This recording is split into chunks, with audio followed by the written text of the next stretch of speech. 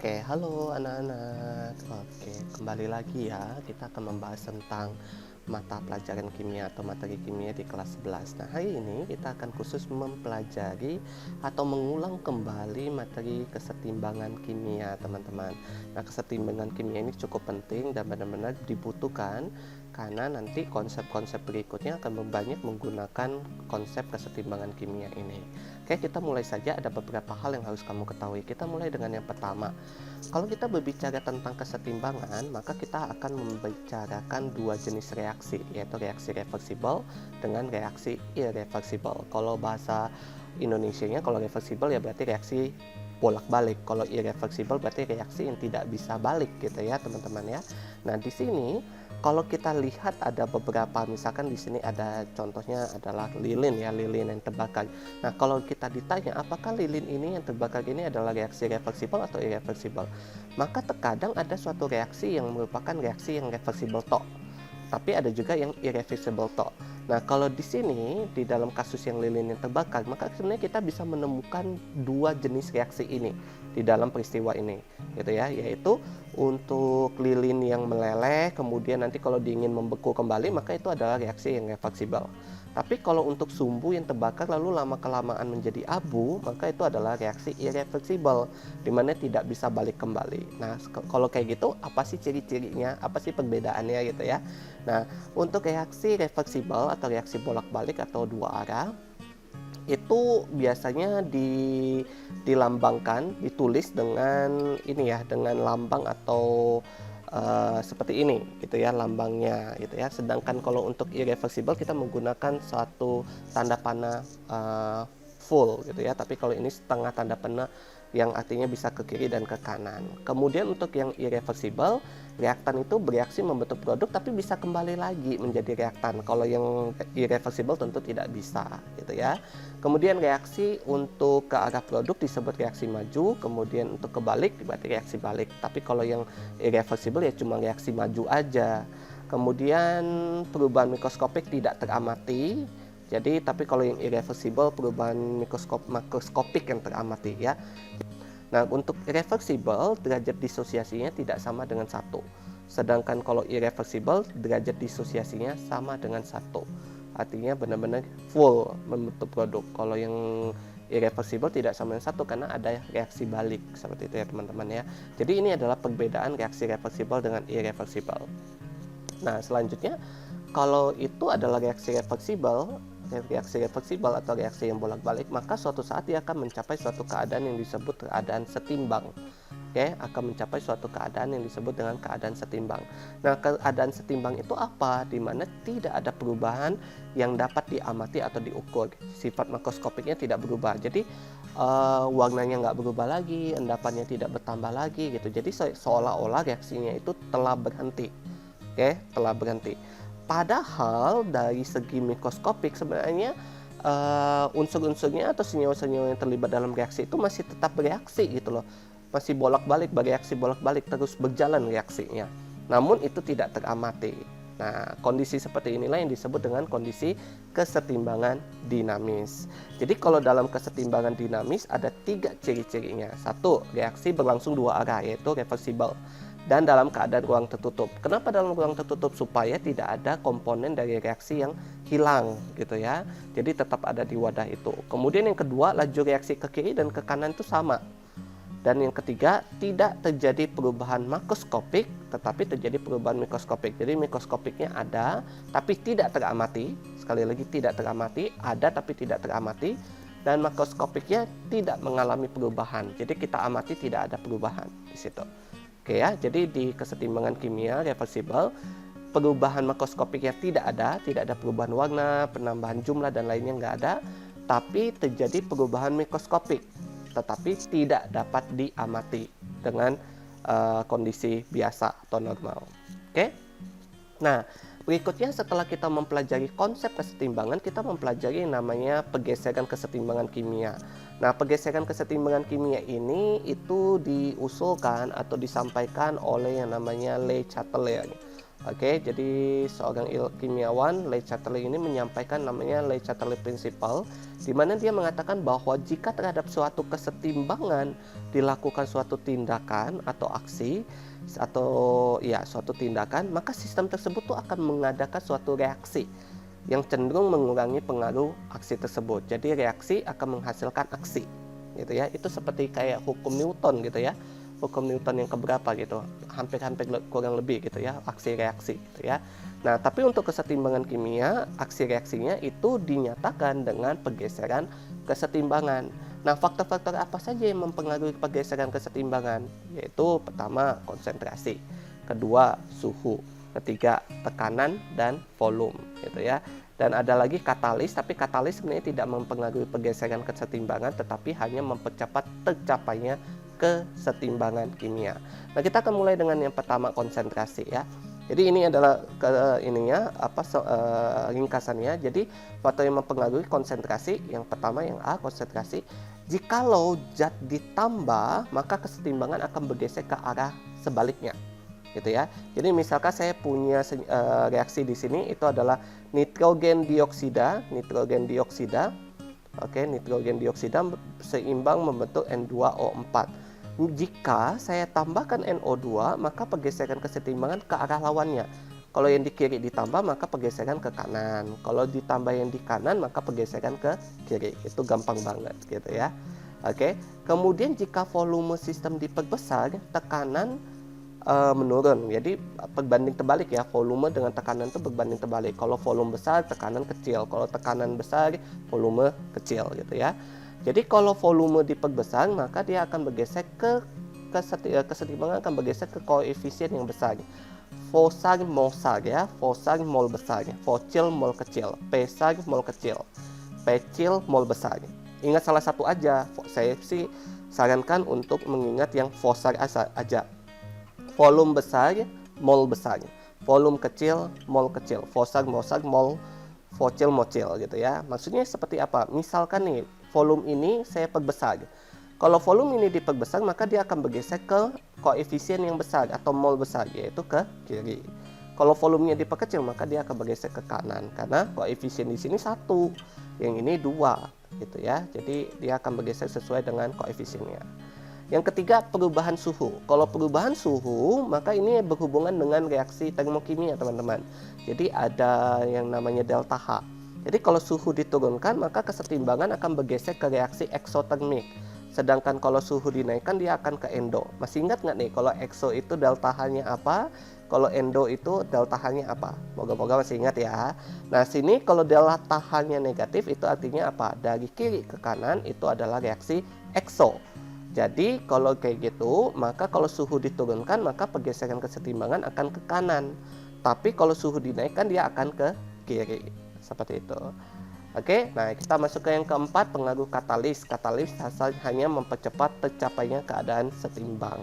Jadi itu ya teman-teman ya, faktor-faktor yang mempengaruhi pergeseran kesetimbangan kimia. Nah, selanjutnya kita akan mulai masuk ke perhitungan nih. Namun sebelum masuk ke hitungannya, kita harus tahu dulu kalau ngitung apa gitu ya. Nah, ngitungnya itu biasanya kita akan berhubungan atau bekerja dengan yang namanya tetapan kesetimbangan kimia. Nah, tetapan kesetimbangan kimia itu dibagi menjadi 2, teman-teman. Ada yang KC, ada yang KP. Bedanya apa?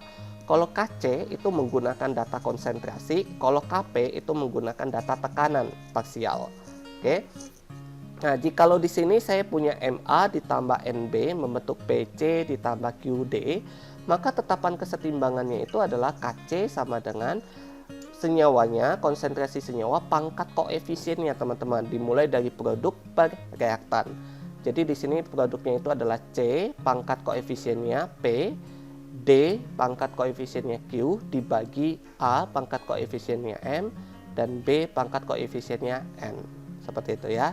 Nah, kemudian untuk satuan dari KC itu bisa beda-beda, teman-teman ya, tergantung dari P dan Q-nya, M dan N-nya, atau koefisien dari senyawa-senyawa yang terlibat dalam reaksi. Oke. Kemudian kalau itu adalah KC, tapi diingat lagi nih, nggak semua senyawa, konsentrasi senyawa itu kita masukkan. Hanya yang fase gas dan larutan saja yang dimasukkan dalam perhitungan KC, teman-teman.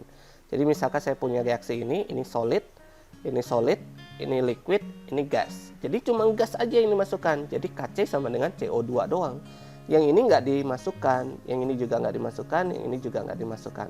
Kenapa? Karena kita hanya mempertimbangkan gas dan larutan. Kenapa solid dan liquid tidak? Karena solid dan liquid dianggap punya konsentrasi atau jumlah yang konstan, tidak terlalu dipengaruhi, gitu ya.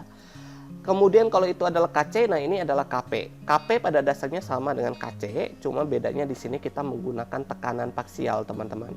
Tekanan parsial. Nah, bagaimana cara menentukan tekanan parsial?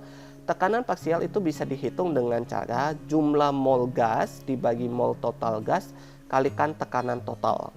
Nah, jumlah mol gas dengan mol total gas itu bisa diambil dari dari molnya. Kalau nggak ada molnya, maka kamu bisa menggunakan koefisien, gitu ya.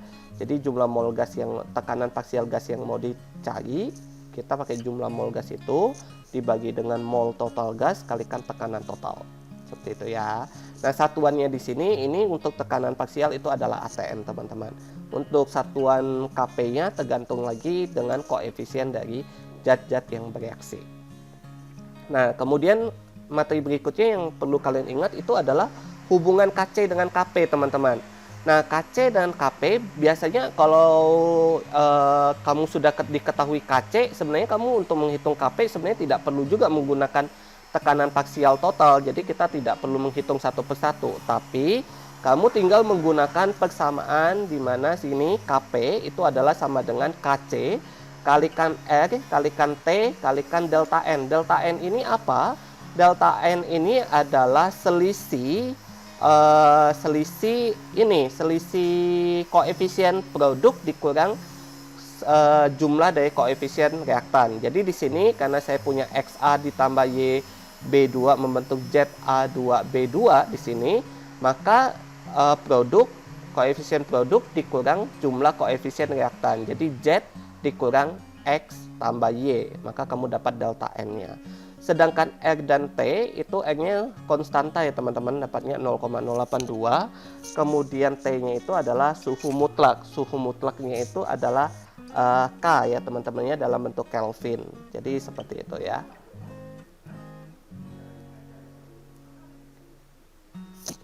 Iya Bu. Orang tua? Oh iya, orang tua dari siapa Bu?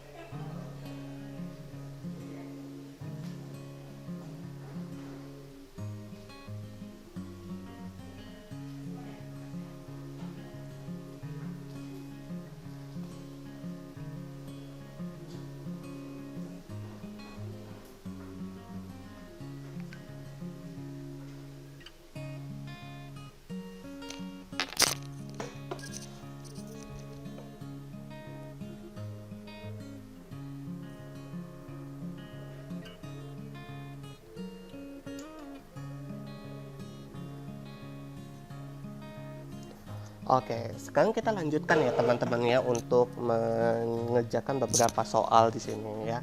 Jadi ada dua soal kalau saya nggak salah. Di sini misalkan ini adalah tentang hubungan Kc dengan Kp teman-teman. Dalam ruang 6 liter ya dicampurkan gas N2 dan H2 masing-masing 2 mol pada pemanasan segini, pada suhunya 427 ya teman-teman ya. Tercapai kesetimbangan dan terdapat 0,5 mol gas NH3.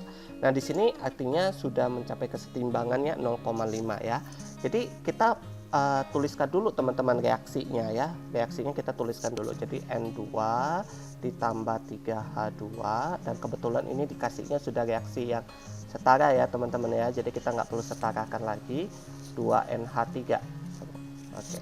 Nah, di sini awalnya kita punya N2 itu adalah 2 mol. Ini juga 2 mol, ini mula-mula ya.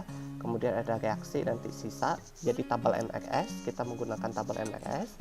Dan di sini 22 awalnya ini nggak ada, maka kemudian bereaksi. Setelah bereaksi, maka di sini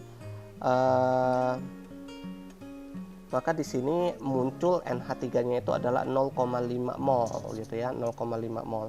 Nah, 0,5 mol ini adalah untuk koefisien sama dengan 2, teman-teman. Jadi kalau untuk 1 berarti 0,25. Nah, di sini berarti N2 yang bereaksi itu adalah 0,25, yang ini adalah 0,75. Nah, di sini artinya pada akhir reaksi pada keadaan setimbang, maka kita akan peroleh 1,75 untuk N2. Kemudian yang ini adalah 1,25 untuk H2 dan di sini adalah 0,5. Oke. Nah, untuk menentukan Kc maka bagi dulu dengan volumenya ya, teman-teman ya. Ini 6 liter dimasukin dulu 6 liter. Ini dibagi 6 juga, ini juga dibagi 6.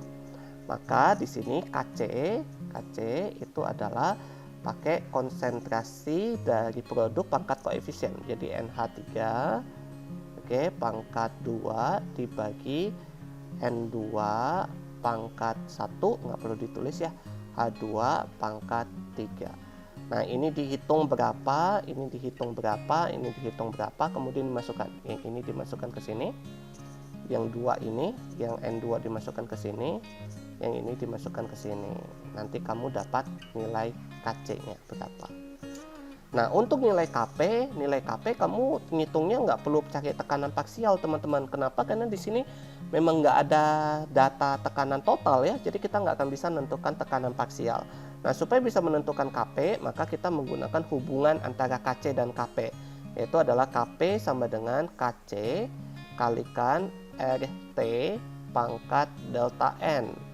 Nah, delta N ingat lagi koefisien produk dikurang koefisien reaktan. Jadi di sini 2 dikurang 3 ditambah 1 berarti 4. Berarti delta N-nya itu di sini adalah 2 dikurang 4, maka dapatnya min 2. Nah, R-nya itu tinggal dimasukin 0,082.